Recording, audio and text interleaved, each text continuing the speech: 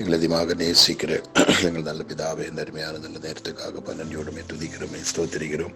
ஒரு விஷயங்களை கர்த்தாவே நம்முடைய பாதபடத்தில் கடந்து வரவும், எம்ஏஜி ஹாஸ்பிட்டல் வாய்ஸ் மூலமாக நம்முடைய மக்களை நினைவு கூறவும், அவங்களுக்காக மன்றியிடவும், செபிக்கவும், ஆலோசனை கொடுக்கவும், அடியானுக்கு ஜீவனும் பலனும் தீர்க்காயுசும் தெய்வம் தந்ததினாய் ஸ்தோத்திரம். கர்த்தாவே, நீங்கள் தந்த பலத்தையும் நீங்கள் தந்த நேரத்தையும் சமயத்தையும் நம்முடைய மக்களுக்காக நான் செலவிடுகிறோம். அது இந்த பிள்ளைகளுக்கும் அனுகிரகமாக இருக்கட்டும், அடியனுக்கும் இது அனுகிரகமாக இருக்கட்டும். யோபு தன் சிநேகிதர்களுக்காக ஜெபித்த பொழுது அவருடைய சிறையிருப்பை கர்த்தர் மாற்றுவது போல அடி அந்த ஜனங்களுக்காக ஜெபிக்கும்போது அடியுடைய சரீரத்திலும் குடும்பத்திலும் கர்த்தாவே ஊழியத்தில் ஒரு பெரிய மாற்றத்தையும் கர்த்தர் தருகிறதுக்காக உமக்கு நன்றி, தர போறதுக்காக உமக்கு ஸ்தோத்திரம். தொடர்ந்து பலப்படுத்துங்க. என்னோட ஜெபத்திரிக்கிற ஒவ்வொருவரையும் கர்த்தர் தாமே பலப்படுத்தி அனுகிரகித்து ஆசீர்வதிப்பீராக. அவர்களுடைய தேவைகள், கஷ்டங்கள், கண்ணீர்கள், துன்பங்கள், துயரங்கள், என்னென்ன விதத்தில் மக்கள் பாடுபடுகிறேனோ கஷ்டப்படுகிறேனோ எல்லாம் கர்த்தருடைய கரம் இருந்து அற்புதங்கள் செய்யணும், அதிசயங்கள் செய்யணும். அதுக்காக நான் செபிக்கிறோம். எந்த விதத்தில் ஒரு கஷ்டமோ கண்ணியோ துன்பமோ துயரமோ வர தேவன் அனுமதிக்க கூடாது. அப்பா, நம்முடைய திருப்பாதத்தில் வச்சு நான் ஜெபிக்கிறேன், நம்முடைய திருப்பாதத்தில் வச்சு நான் ஜெபிக்கிறேன், நம்முடைய திருப்பாதத்தில் வச்சு நான் ஜெபிக்கிறேன். ஒவ்வொருவரையும் செப்பரேட்டாக தொட்டு நீ விடுவிப்பீராக, அனுகிரகிப்பீராக, ஆஸ்வதிப்பீராக. அவரவருடைய ஹிருதயத்தினுடைய இயக்கங்களை அறிந்து புரிந்து அவங்க விசுவாசத்தின்படி அவங்களுக்கு நன்மை செய்யுங்கப்பா.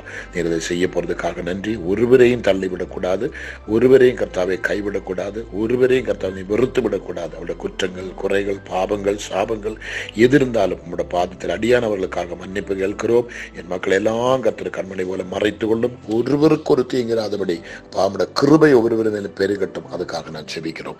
நம்பி கருத்தில் கொடுக்கிறேன். ஆசீர்வதியும் இயேசு கிறிஸ்துவின் நாமத்தில் பிதாவே, ஆமேன், ஆமேன், ஆமேன். ஆண்டவருடைய பரிசுத்த நாமம் மகிமைப்படுவதாக.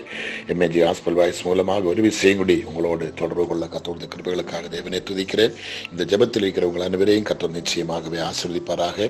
நீங்கள் அநேகருக்கு இதை ஷேர் பண்ணுறீங்க, எங்களுக்காக ஜெபிக்கிறீங்க. அதோட முழு பிரதிபலனும் கர்த்தர் உங்களுக்கு நிச்சயமாக தருவீராக. மலையாளம் தமிழ் மாறி வந்தால் உடனே தெரியப்படுத்துங்க, உடனே உங்களுக்கு அனுப்பி வைக்க அது பிரயோஜனமாக இருக்கும். உங்களோட ப்ரேயர் ரிக்வஸ்ட் அனுப்பி வைங்க. என்ன விஷயங்களாக இருந்தாலும் உடனே அதை எடுத்து ஜெபிக்க நாங்கள் ஆயத்தமாக இருக்கிறோம். உங்களோட சாட்சிகளை அனுப்புங்க, கர்த்தர் உங்களை நிச்சயமாக ஆசீர்வதிப்பாராக. இன்றைக்கு நம்முடைய ஜெபம் ஆரம்பித்து 1141 நாளுக்குள்ளே பிரவேசிக்க தேவன் நமக்கு கிருபை தந்திருக்கிறார். 1141 நாளுக்குள்ளே கர்த்தர் நம்மளை கொண்டு வந்திருக்கிறார். ஒரு இரு வசனத்தை படித்து நம்ம செபிக்க போறோம்.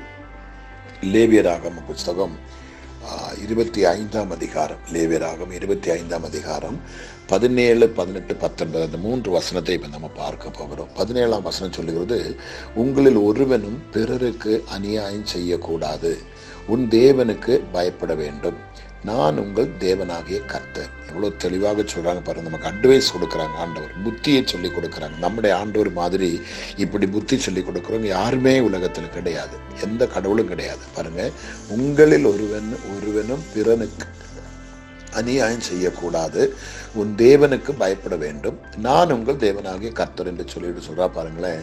என் கட்டளைகளின்படி செய்து என் நியாயங்களை கை கொண்டு அவைகளின்படி நடக்க கடவீர்கள், அப்பொழுது தேசத்தில் சுகமாய் குடியிருப்பீர்கள். பார்த்தீங்களா? நீங்க எத்தனை கோடிகள் சேர்த்து வச்சாலும், எவ்வளவு பெரிய அரண்மனை கட்டியாலும், உலகமே நீ சம்பாதித்து வைத்தாலும், உனக்கு குடும்பத்துல தேவனுடைய சமாதானம் சுகம் இருக்கணுமா? இந்த வார்த்தைக்கு கீழ்ப்படியணும். என்ன சொல்லுகிறார்கள்? கர்த்தருக்கு என் கட்டளையின்படி செய்து என் நியாயங்களை கை கொண்டு அவைகளின்படி நடக்க கடவீர்கள், அப்பொழுது, அப்படி நீங்க நடக்கும் பொழுது, கீழ்ப்படியும் பொழுது, அப்பொழுது தேசத்திலே சுகமாய் குடியிருப்பீர்கள். பூமி தன் கனியை தரும், நீங்கள் திருப்தியாக சாப்பிட்டு அதன் சுகமாய் குடியிருப்பீர்கள். நிச்சயமா இந்த வார்த்தை உங்களால் ஏற்றுக்க முடியுமா? நம்ப முடியுமா? நான் ரொம்ப நேரம் எடுத்து பேச முடியும். நீங்க படிக்கணும், படிச்சு தியானிக்கணும். இது என்னோட வாழ்க்கையில் இருக்குதா? இந்த கட்டளைக்கு நான் கீழ்ப்படிஞ்சிருக்கிறேனா? எனக்கு எல்லாமே உண்டு, ஆனால் சமாதானம் இல்லை. எல்லாமே உண்டு, அனுபவிக்க எனக்கு விதி இல்லை. எல்லா விதமான ஃபுட்டும் என்கிட்ட, எல்லா ஃப்ரூட்ஸ் ஃபுட் எல்லாம் உண்டு, அது சாப்பிடக்கூடிய விதி எனக்கு இல்லை. தண்ணி வீட்டில் இருக்குது, தண்ணி குடிக்க முடியல. டாக்டர் இவ்வளவுதான் தண்ணி குடிக்கணும்னு சொல்லியிருக்கிறாங்க, இவ்வளவுதான் சாப்பிடணும்னு சொல்லியிருக்கிறாங்க. இப்படியெல்லாம் நிறைய ஜனங்கள், எண்ணிக்கை கடங்காத ஜனங்கள் அப்படி இருக்கிறாங்க. எத்தனையோ பேர் இந்த டயாலிசிஸ் பண்றவங்க எல்லாம், பாஸ்டர் ஒரு சொட்டு தண்ணி குடிக்கிறதுக்காக மட்டும் எனக்கு ஒரு கிருபை கிடைச்சா போதுமே சொல்லி புலம்புறதை நான் பார்க்கிறேன். கர்த்தருக்கு ஸ்தோத்திரம். இங்க பாருங்க, உங்களில் ஒருவனும் பிறனுக்கு அநியாயம் செய்யக்கூடாது, உன் தேவனுக்கு பயப்பட வேண்டும். நீங்க தேவனுக்கு பயந்தால் அவருக்கு கொடுக்கிறதிலும் ஜெபிக்கிறதிலும் வேதம் வாசிக்கிறதிலும் சபைக்கு போறதிலும் ஆத்துமாக்களை ஆதாயம் செய்கிறதிலும் ஊழியம் செய்கிறதிலும் எல்லாவற்றிலுமே கரெக்டா இருப்பாங்க. யாரு? தேவனுக்கு பயந்தவன். அவன் யாருக்குமே அநியாயம் செய்ய மாட்டான், யாருக்குமே துரோகம் பண்ண மாட்டாங்க. கொடுங்க கொடுங்கன்னு சொல்ல தேவையில்லை, ஜெபிங்க சொல்ல தேவையில்லை, வாங்க சொல்லி கூப்பிட தேவையில்லை. அது ஆட்டோமேட்டிக்கா நடக்கும். ஏன்னுட்டா அவன் இதயத்துக்குள்ள தேவனுக்கு பயப்படுகிற ஒரு பயம் இருக்குது. அடுத்து சொல்றா பாருங்க, என் கட்டளைகளின்படி செய்து. இன்னைக்கு வேதத்தில் எழுதப்பட்ட கட்டளைகள் 10 கட்டளை நமக்கு தேவன் கொடுத்திருக்கிறோம். அதில் ஒன்னாக நம்ம கையாளுவா பாருங்களேன். அங்க சொல்ற, என் கட்டளைகளின்படி செய்து என் நியாயங்களை கை கொண்டு. அவர் அநீதியின் தேவன் அல்ல, நியாயத்தின் தேவனா இருக்கிறார். நியாயத்துக்காக தன் ஜீவனை கொடுக்கிற தேவனாகவே இருக்கிறார். அப்படின்னா நியாயங்களை கை கொண்டு அவைகளின்படி நடக்க கடவீர்கள். கட்டளைகளும் நியாயங்களும் அவைகளின்படி நடக்க கடவீர்கள். அப்படி நீங்க நடக்கும் போல் அப்பொழுது இதன் மேலே சொல்லப்பட்டதெல்லாம் நீங்க செய்யும்போது அப்பொழுது தேசத்திலே சுகமாய் குடியிருப்பீர்கள். நீங்க இருக்கிற தேசத்துல நீங்க ரொம்ப சுகமாய், சந்தோஷமாய், ஆரோக்கியமாய், தீர்க்காயுசோடு செழிப்போடு இருக்க கர்த்தர் உங்களுக்கு உதவி செய்வார். பூமி தன் கனியை தரும். நீங்க எதை விதைக்கிறேனோ, எதை செய்யறனோ அதெல்லாம் உங்களுக்கு அப்படியே 100 மடங்கா கர்த்தர் உங்களுக்கு கனி தரும். பூமி தன் கனியை தரும். நீங்கள் திருப்தியாக சாப்பிட்டு, எல்லாமே சாப்பிடலாம், பத்தியமே இல்லை, நீங்க திருப்தியாக சாப்பிட்டு அதில் சுகமாய் குடியிருப்பீர்கள். வியாதி இல்லை, பட்டினி இல்லை, தாகம் இல்லை, துன்பம் இல்லை, நிந்தனை இல்லை, எல்லாம் மாறிட்டோம். எப்போ? உங்களில் ஒருவனும் பிறனுக்கு அநியாயம் செய்யக்கூடாது, உன் தேவனுக்கு பயப்பட வேண்டும், நான் உங்களுக்கு தேவனாய் இருக்கிறேன் சொன்ன கர்த்தர் சொல்ல வார்த்தைக்கு நீங்கள் கீழ்ப்படிந்து என் கட்டளைகளின்படி செய்து என் நியாயங்களை கை கொண்டு அவைகளின்படி நடக்க கடவீர்கள். அப்பொழுது தேசத்தில் சுகமாய் குடியிருப்பீர்கள். பூமி தன் கனியை தரும். நீங்கள் திருப்தியாக சாப்பிட்டு அதன் சுகமாய் குடியிருப்பார்கள். உங்க வியாதி மாறும், கண்ணீர் மாறும், துன்பம் மாறும். வேலைக்கு எல்லா ஃபுட்டும் நல்லா சாப்பிடக்கூடிய கிருபையை கர்த்தர் தருவாங்க. எல்லா சாபத்தையும் கர்த்தர் போக்குவாங்க. ஆச்சரிய விதமா கர்த்தர் உங்களை நடத்துவாங்க. ஒரு குறையும் இல்லாம எல்லாம் உங்களுக்கு நிறைவாயிருக்கும். ஏற்றுக்கொள்ள முடியுமா? நம்ப முடியுமா? இந்த வார்த்தை நீங்கள் படிப்பீங்களா? தியானிப்பீங்களா? உங்க வாழ்க்கை கொஞ்சம் அலசி பார்க்குறீங்களா? எப்படி ஆண்டவர் கொடுக்குறீங்க? ஜெப நேரத்தை எப்படி கொடுக்குறீங்க? பைபிள் எப்படி வாசிக்க நேரம் கொடுக்குறீங்க? கர்த்தருக்கு கொடுக்குற காணிக்கைகள், டைத்துகள் எப்படி நீங்க செய்றீங்க? ஊழியத்தை எப்படி நீங்க தாங்குறீங்க? அதுக்குள்ள நல்ல மனசு உங்களுக்கு இருக்குதா? கர்த்தருக்கு ஸ்தோத்திரம். எவ்வளோ ஊழியக்காரங்க கஷ்டப்படுறாங்க, பட்டினி கிடக்குறாங்க, எவ்வளோ பேர் அவதிப்படுறாங்க, எத்தனை விசுவாசி பிள்ளைகள் கஷ்டப்பட்டு பட்டினி கிடக்குறாங்க. நமக்கு அந்த அக்கறை உண்டா? அந்த பாரம் உண்டா? அந்த வேதனை உண்டா? கொஞ்சம் தின் பண்ணி பாருங்க. அப்ப தேவ பயம் இருந்தா எல்லாவற்றுக்கும் நம்ம அனுசரிப்பேன், கீழ்ப்படிவேன், கொடுப்பேன், ஜெபிப்பேன், ஓடுவேன், உழைப்பேன், பாடுபடுவேன். நம்மையே மறந்து ஆண்டவருக்காக செய்ய கர்த்தர் நமக்கு அப்படி நம்ம பண்ணும் பொழுது பூமி கனியை தரும். பூமி தன் கனியை தரும். நீங்கள் திருப்தியாக சாப்பிட்டு அதில் சுகமாய் குடியிருப்பீர்கள். இந்த பாக்கியம் உங்களுக்கு வேணுமா? இந்த நன்மை அனுபவிக்க நீங்க விரும்புறீங்களா? இந்த சந்தோஷத்தை அனுபவிக்க விரும்புறீங்களா? உங்க குடும்பம் இந்த சந்தோஷத்துக்குள்ள கொண்டு வர நீங்கள் ஆசைப்படுறீங்களா? குடும்பமாய் கர்த்தரை நம்புங்க, அவர் மேல் பாரத்தை வைங்க, அவருடைய கட்டளைகளுக்கு கீழ்ப்படிங்க, அவருடைய நியாயத்தை கை கொள்ளுங்க. யாருக்கும் தீங்கு செய்யாம நல்லதே செய்யுங்க, நல்லதே நினைங்க, நல்லதே பாருங்க.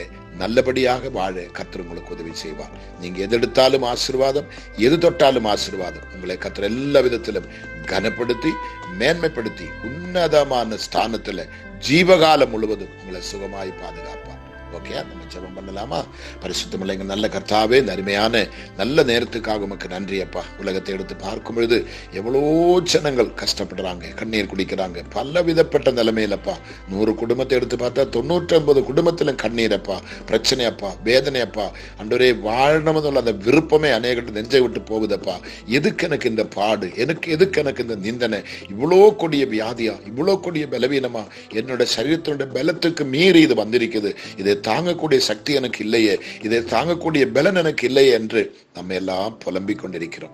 ஆண்டவரே, அவங்க எல்லாம் சுகமா இருக்கும்போது என் குடும்பம் இப்படியா, என் சரீரம் இப்படியா, என் புருஷன் இப்படியா, என் மனைவி இப்படியா, என் பிள்ளை இப்படியா, என் சூழ்நிலை இப்படியாப்பா. நல்லா உடுக்கிறாங்க, நல்லா உண்றாங்க, நல்ல ஜாலியா இருக்கிறாங்க, நல்ல சந்தோஷமா இருக்கிறாங்க, எனக்கு அந்த பாக்கியம் இல்லை என்று சொல்லி ஏங்குற பிள்ளைங்க எக்கச்சக்கமா இருக்கிறாங்கப்பா. கர்த்தருக்கு ஸ்தோத்திரம். ஆண்டவரே, இந்த நேரத்தில் நோடு கூட எம்ஏஜி ஹாஸ்பிட்டல் வாய்ஸ் மூலமாக விடுதலைக்காக ஜெபத்திருக்கிற பிள்ளைகள் எந்தெந்த கோணத்தில் வருத்தப்பட்டு கஷ்டப்பட்டு கண்ணீர் குடித்து பாடுபட்டு நொந்து வெந்து செத்து கொண்டிருக்கிறேனோ, அப்பா சாப்பிட முடியல, டாக்டர்களுக்கு சாப்பிடக்கூடாது சொல்லி இருக்கிறா, தண்ணீர் குடிக்க கூடாது சொல்லி இருக்கிறா, இப்படிதான் சாப்பிடணும், இப்படிதான் குடிக்கணும், இப்படிதான் இருக்கணும் சொல்லி இருக்கிறா, என்னால முடியலையே, தண்ணி தாகம் என்னால தாங்கிக் கொள்ள முடியலையே, எல்லாமே பார்க்கும் எனக்கு சாப்பிடுறதுக்கு ஆசை இருக்குதே, எனக்கு முடியலையே என்று சொல்லி நீ ஏங்கும் பொழுது அப்பா இன்னைக்கு ஒரு நிபந்தனை கொடுக்கிறப்பா, அவருடைய கட்டளைக்கு கீழ்ப்படி, அவருடைய நியாயங்களுக்கு கீழ்ப்படி, நல்லதே தானே, நல்லதே செய், அவருக்காக நீ வாடுறதுக்காக ஒப்புக்கொடு, அப்ப பூமி அதன் கனியை தரும்,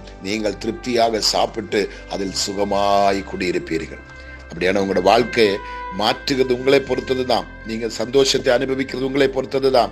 கஷ்டங்கள் அனுபவிக்கிறது உங்களை பொறுத்ததுதான். நீங்க நம்பணும். இப்போ இந்த வார்த்தைக்கு நீங்க முக்கியத்துவம் கொடுக்கணும். இந்த வார்த்தை எனக்காக தான், இந்த தூது எனக்காக தான், கர்த்தரோடு தான் பேசி கொண்டிருக்கிறாங்க, அவர் என்னை நேசிக்கிறாங்க, என் சூழ்நிலை மாற்றி அவர் ஆசைப்படுகிறார், என் கண்ணீருக்கும் துன்பத்துக்கும் துயரத்துக்கும் அவர் நிச்சயமா விடுதலை தருவதற்கு அவர் பாமீன், அவர் நிச்சயமாய் எனக்கு விடுதலை தருவதற்காக அவர் ஆசைப்படுகிறார் என்று சொல்லி நீங்க உண்மையாக செயல்படுறது உண்டானா இப்பொழுது இயேசுவுக்கு அற்புதம் செய்வார். இந்த நிமிஷமே அற்புதம் செய்வார். நீ எல்லாம் சாப்பிடலாம், ஆரோக்கியமா எழும்பி நடக்கலாம், சுகமா இருக்கலாம், தீர்க்காயுசோடு இருக்கலாம். கட்டளைக்கு கீழ்ப்படுகிறது உண்டா? வசனத்துக்கு கீழ்ப்படுகிறது உண்டா? ஒப்பு கொடுக்க முடியுமா? கர்த்தாவே என்று சொல்லி கதறி அழுது என் குற்றங்கள் மன்னிங்கப்பா, இது என்னுடைய அக்கிரமம் தான், என்னோட மீறுதல்கள் தான், என்னோட கீழ்ப்படியாய்மை தான், நான் உண்மை அனுசரிக்கல, உங்களுக்கு கொடுக்க வேண்டியதை கொடுக்கல, உங்களோட நேரத்தை அசட்டை பண்ணோம், உங்களோட ஜெபத்தை அசட்டை பண்ணோம், அன்றைய நான் கனம் பண்ணாமல் போனோம், உண்மை நான் நேசிக்காம போனோம், உமக்கு நான் அவமதித்து நடந்தோம், உண்மை நான் மதிக்காம போனோம், என்னை தயவு செய்து மன்னித்துக் கொள்ளுங்க, என்னை மன்னித்துக் கொள்ளுங்கப்பா என்று சொல்லி உண்மையாக சலண்டர் ஆகிறது உண்டானால் உங்க தேசத்தின் மேல் கர்த்தர் மனம் இறங்க போகிறார். உங்க சரீரத்தில் இருக்கிற பலவீனங்களை கர்த்தர் மாற்ற போகிறார். சுகமாயிருக்க கர்த்தர் உங்களுக்கு கிருபை தர போகிறார். நிச்சயமாய் கர்த்தர் உங்களை ஆசீர்வதிப்பார். ஆண்டவரே, இந்த ஜெபம் அவிதமாய் ஆக போறதுக்காக நன்றி அப்பா.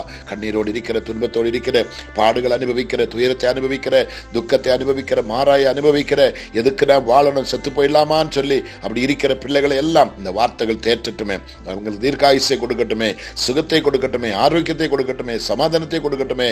யாரு மேலெல்லாம் பகை வைத்திருக்கிறதோ, யாரு மேலெல்லாம் கசப்புகள் வைத்திருக்கிறதோ அதெல்லாம் தூக்கி எறிந்து கர்த்தருக்குள்ள பயந்து உண்மை உத்தமத்தோடு ஜீவிக்க கர்த்தர் கிருபை தாரும். ஆண்டவரே, யாருக்காகலும் தீங்கு செய்யறது உண்டானால் கர்த்தர் அவங்களை மன்னிப்பீராக. இன்னைக்கு எத்தனையோ சபைகளில் ஆமீன் விசுவாசி பிள்ளைகள் சபைக்கு விரோதமாக செயல்படுகிறார்கள், ஊழியக்காரர்களுக்கு விரோதமாக செயல்படுகிறார்கள். அவன் நினைக்கிறாங்க நமக்கு ஒண்ணுமே ஆகாது, வேண்ட பிள்ளைகளை சபையோடு மோதக்கூடாது, சபைக்கு விரோதமா எதுவுமே செய்யக்கூடாது, சபையின் போதகருக்கு விரோதமா நீங்க எதுவுமே பேசக்கூடாது, போதகரை நீங்க அசட்டை பண்ணக்கூடாது, கனவீனப்படுத்தக்கூடாது. அவர் என்ன சொல்றதை கீழ்ப்படி அவரோடு தோள் கொடுத்து கர்த்தர் என்ன ஊழியத்தை உங்களுக்கு கொடுத்தேனோ அது உண்மையும் உத்தமமாக நீங்க செய்யும் பொழுது தலைமுறையை கர்த்தர் உங்களை ஆசீர்வதித்து உங்களை மேன்மைப்படுத்துவார். ஆண்டவரே, அந்த பாக்கியத்தை மக்களுக்கு தாங்கப்பா. ஏதாவது சபைகளில் அப்படிப்பட்ட சூழ்நிலை இருந்தால் அந்த பிள்ளைகள் தெரிஞ்சோ தெரியாமலோ செய்கிறதை மன்னித்து ஒரு இரக்கத்தை பாராட்டி நல்ல புத்தி அவங்களுக்கு கொடுக்க முடியாத செபிக்கிறோம். தன் பக்கமாக மக்களை திருப்புறது, தன் பக்கமாய் பல காரியங்களை பேசி வசமாய் பேசி அவங்களை நயமாக பேசி தன் பக்கமாக திருப்பி எடுக்கிற எத்தனையோ பாஸ்டர்ஸ் அந்த கம்ப்ளைண்ட் அனுப்பிட்டு இருக்கிற, பாஸ்டர் ஜெபம் பண்ணுங்க, என் சபைக்குள்ள இப்படி பிரச்சனை, என் விசுவாசில இப்படி ஆகுது, நான் என்ன செய்யறது எனக்கு தெரியல, என் சபை இடறி போற மாதிரி தெரியுது, சபை உடைக்கப்பட போற மாதிரி தெரியுது, விசுவாசிகள் விரோதமாக எழும்புறாங்க, அவங்க பக்கமாக ஆட்களை தன் பக்கமாய் வசப்படுத்துறாங்க என்று சொல்லி எத்தனையோ கண்ணீரோடு ஊழியக்காரங்க பிரேயர் ரிக்வெஸ்ட் அனுப்புகிற. தெய்வமே, அப்படிப்பட்ட சபைகளில் இருக்கிற அப்படிப்பட்ட விசுவாசிகளை தண்டிக்க கூடாதப்பா, அவனோட குடும்பத்தை அழிக்க கூடாதப்பா. ஆண்டவரே, அவங்களுக்கு நல்ல புத்தியை கொடுத்து, நல்ல கீழ்ப்படுதலை கொடுத்து, தேவ பயத்தை கொடுத்து, சபையோடு இணைந்திருந்து ஊழியக்காரனுக்கு ஊரு மாறவனும் போல தோள் கொடுக்கக்கூடிய, தாங்கக்கூடிய கிருபை உள்ள மக்களாய் இது மாற்றி ஜெபிக்கிறோம். கொடுக்கப்பட்ட ஊழியத்தில் எல்லா பிள்ளைகளும் உண்மையும் உத்தமமாய் இருக்கட்டுமே. பேருக்கோ புகழுக்கோ தனக்கென்றியோ எதுவுமே செய்ய விடக்கூடாதப்பா. தனக்கென்று எதுவுமே செய்யக்கூடாது, மனுஷனுக்கு ஊழியம் செய்யக்கூடாது, தேவனுக்கு ஊழியம் செய்ய கர்த்தர் கிருபை தரும்படியாக நான் ஜெபிக்கிறோம். எல்லா ரட்சிக்கப்பட்ட விசுவாசி குடும்பத்திலும் தெய்வ சமாதானம், தேவனுடைய சந்தோஷம், தேவனுடைய ஆரோக்கியம், தேவனுடைய தீர்க்காயுசு, உம்முடைய கனமகிமை, உம்முடைய கீழ்ப்படுதல் எல்லா இடத்திலும் உண்டாகட்டப்பா. இந்த வாசித்த வார்த்தையின்படி ஆமீன் கர்த்தாவே, உங்களில் ஒருவனும் ஆமீன் பிறனுக்கு அநியாயம் செய்யக்கூடாது, உன் தேவனுக்கு ஆமீன் பயப்பட வேண்டும் என்ற வார்த்தைக்கு பிள்ளைகள் நடுங்கட்டும் அப்பா. நான் உங்கள் தேவனாகிய கர்த்தர் என்று சொல்றாரு. உண்மையாகவே ஒருவரும் சபைக்குள்ள, குடும்பத்துக்குள்ள, கூட பிறந்த சகோதரங்களுக்குள்ள, அன்றைய அக்கம்பக்குள்ள மக்களுக்குள்ள, வேலை செய்கிற இடத்துல கர்த்தாவே மற்றவருக்கு விரோதமாக எதுவுமே செய்ய அனுமதிக்க கூடாதப்பா. யாருக்கும் யாரும் துரோகம் செய்ய நீர் அனுமதிக்க கூடாது. உடைய கட்டளை மீறவிடக்கூடாதப்பா.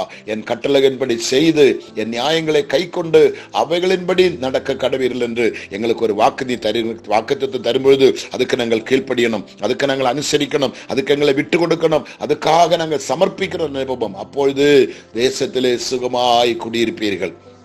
இதை செய்யாத பட்சத்துல நீ எத்தனை கோடி சேர்த்து வச்சாலும், எப்படிப்பட்ட வீடு கட்டினாலும், எவ்வளவு கோடியாக சம்பாதித்தாலும் கையில் இருக்காது, நிலைக்காது. நீ தேவனுக்கு தீங்கு செய்து இருக்கிறாய். இன்னைக்கு மனம் திரும்ப மனம் கசந்து அழுது உங்களை தாமே அலசி பாருங்க. அப்படி நீங்க செய்யும்போது பூமி தன் கனியை தரும். நீங்கள் திருப்தியாக சாப்பிட்டு அதன் சுகமாய் குடியிருப்பீர்கள். இதுக்குதான் தெய்வம் நம்மளை அழைத்திருக்கிறார். இதுக்குதான் கானாலும் தெய்வம் நம்மளை அந்த எகிப்தில் நம்மளை தெய்வம் கொண்டு வந்தது. இதுக்காக தான் மறுபூமியில் எல்லாம் கர்த்தர் நம்மளை பாதுகாத்தது. இதுவரைக்கும் எத்தனை வியாதிகள், துன்பங்கள், துயரங்கள், பட்டினிகள், நிந்தனைகள் வந்தும் நம்மளை கைவிடாம, சாவுக்கு ஒப்பு கொடுக்காம எதுக்கு வச்சிருக்கிறாங்க? நீங்க சுகமா இருக்கணும், நீங்க நல்லா இருக்கணும், நன்மை அனுபவிக்கணும், அநேகருக்கு பிரயோஜனமா இருக்கணும், சாட்சியா இருக்கணும், வாசனை வீசணும், சாரமுள்ள உப்பா இருக்கணும், தண்டனை இருக்கிற விளக்கா இருக்கணும், அநேகருக்கு நீ தீன்மை அல்ல நன்மை செய்யணும், சபைக்கு நீ தீன்மை அல்ல நன்மை செய்யணும், ஊழியக்காரனுக்கு தீன்மை அல்ல நன்மை செய்யணும். அப்படிப்பட்ட நல்ல சிந்தை எல்லா ஊழியக்காரர்களுக்குள்ளேயும் விசுவாசிகளுக்குள்ளேயும் இதில் இருக்கிற அத்தனை மக்களுக்குள்ளே வரட்டப்பா. ஒருவரும் பாவத்துக்கோ சாபத்துக்கோ கோபாக்கிரிக்கோ தண்டனைக்கோ பாத்திரமாய் போகாதபடி கர்த்தர் விடுதலை தாரும். மரணத்தோடு போராடுகிற பிள்ளைகள், வியாதி படுக்கை கிடக்கிற பிள்ளைகள் எல்லாம் இதை வச்சு தியானிக்கட்டும். இந்த வியாதி எதனால வந்தது, இந்த கஷ்டம் எதனால வந்தது, எங்க தவறி இருக்கிறோம், என்ன தப்புன்னு செய்திருக்கிறோம், என்னோட இன்னும் பேசும் ஆண்டவரை சொல்லி கதறி ஜெபிக்கக்கூடிய கிருபை என் மக்களுக்கு எல்லாம் தாங்கப்பா. யார் மேல் நாங்கள் பழி செலுத்தாம இது என்னோட மிஸ்டேக் தான், என்னுடைய குறைதான், என் குடும்பம் இப்படி ஆகுதுக்கு, என் பிள்ளைகள் இப்படி ஆகுதுக்கு நான் தான் தப்பி செய்தோம் சொல்லி அவங்கவங்க அதை உணர்ந்து செயல்பட கர்த்தர் கிருபைதார். நம்பி கருத்தில் கொடுக்கிறோம். ஒருவருக்கு ஒரு கேடுகருதி வரக்கூடாது, ஒருவருக்கு ஒரு ஆபத்து வரக்கூடாது, ஒருவரை கைவிடக்கூடாதப்பா. இந்த ஜெபத்திருக்கிற அத்தனை மக்களையும் பிதா குமாரன் பரிசுத்தாவின் நாமத்தில் அனுக்கிரகித்து நான் ஜெபிக்கிறோம். கர்த்தாவே உமக்கு நன்றியப்பா. கர்த்தருடைய நாமம் மட்டும் மகிமைப்படட்டும், வல்லமை வெளிப்படட்டும், அற்புதங்கள் நடக்கட்டும், அதிசயம் நடக்கட்டும். பிரசவத்துக்கு ஆயத்தமா இருக்கிற பிள்ளைகளுக்கு எல்லாம் நல்ல சுக பிரசவத்தை கொடுங்க. தாய் பிள்ளைக்கு நல்ல ஆரோக்கிய விடுதலை கொடுங்கப்பா. திருமணத்துக்கு ஆயத்தமா இருக்கிற திருமணம் மங்களமாய் நடக்கட்டும். எங்கேஜ்மெண்ட் ஆயத்தமா இருக்கிற பிள்ளையோட எங்கேஜ்மெண்ட் நல்லபடியாக நடக்கட்டும். வேலைக்காக போகிற பிள்ளைகளுக்கு வேலை நல்லபடியாக கர்த்தர் கொடுக்கும். இன்றைக்கு போற பிள்ளைகள் அது பாஸ் ஆகட்டும். படிக்க போற பிள்ளை நல்லாக படிக்கட்டும். ஆண்டவரே பிரயாணம் பண்ற பிள்ளைகள் பிரயாணங்கள் வாய்க்கப்படணும். அவங்க செய்யற தொழில்கள், காரியங்கள், கிருஷிகள் எதா இருந்தாலும் அனைத்தையும் கர்த்தர் அனுக்கிரகித்து ஆசீர்வதிக்கும்படியாக ஜெபிக்கிறோம். எல்லா தலைமுறைகளையும் எல்லா குடும்பங்களையும் கர்த்தாவே அவன் அப்பத்தையும் தண்ணீரை எல்லாம் நீர் ஆசீர்வதிப்பீராக. எம்ஏஜி குடும்பத்தில், எம்ஏஜி ஹாஸ்பிட்டல் வாய்ஸ் குடும்பத்தில் இருக்கிற அத்தனை பிள்ளைகளையும், அத்தனை பெற்றோர்களையும், பிள்ளைகளையும், அத்தனை ஊழியக்காரர்களையும் கர்த்தர் அனுக்கிரகிக்கிறதுக்காக நன்றி. நன்மையும் கிருபையும் பெருகட்டும். ஆசீர்வாத ஊற்றுகள் துறக்கட்டும். ஒரு குறை இல்லாம மகிமையோடு, மகிழ்ச்சியோடு, ஆரோக்கியத்தோடு, தீர்க்காயுசோடு காண கர்த்தர் உதவி செய்யும். கர்த்தர் நாம மட்டும் மகிமைப்படட்டும். துதி கன மகிமை எல்லாம் நமக்கு ஒருவருக்கே செலுத்துகிறோம். இயேசு கிறிஸ்துவின் நாமத்தில் பிதாவே, ஆமேன், ஆமேன், ஆமேன். நிச்சயமா இந்த வேதத்தை தொடர்ந்து படிக்கணும். நான் சொல்றது மட்டும் கேட்டா போதும், நீங்க உட்கார்ந்து படிச்சுட்டு அலசி உங்களை ஆராய்ந்து பார்க்கணும். அப்படியே நீங்க செய்யும்போது கர்த்தர் உங்களுக்கு நிச்சயம் ஒரு சுகமான வாழ்வை தருவார். நீங்க ஆசீர்வாதமா இருப்பீங்க. Okay, thank you. God plus.